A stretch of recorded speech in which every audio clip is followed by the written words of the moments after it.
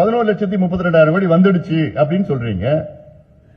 அதனால இந்த 4.5 ஆண்டுகளில் செய்யப்பட்ட முதலீடுகளில் மொத்த மதிப்பு 1 லட்சம் கோடிக்கு குறைவுதான். உண்மையான நிலவரம், தமிழ்நாட்டின் தொழில் முதலீட்டினோட உண்மையான நிலவரம் என்னன்னா, இந்த 4.5 ஆண்டு காலத்தில் மொத்தம் முதலீடு தமிழ்நாட்டில் உள்ள தொழில் முதலீட்டில் 1 லட்சம் கோடிக்கும் குறைவுதான்.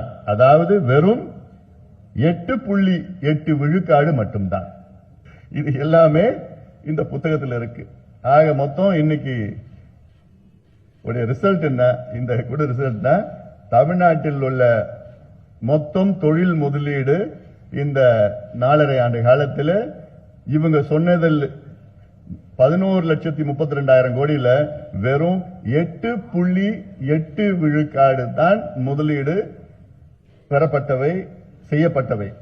இது தமிழ்நாட்டிற்கு திமுக அரசு செய்கின்ற மிகப்பெரிய ஒரு மோசடி,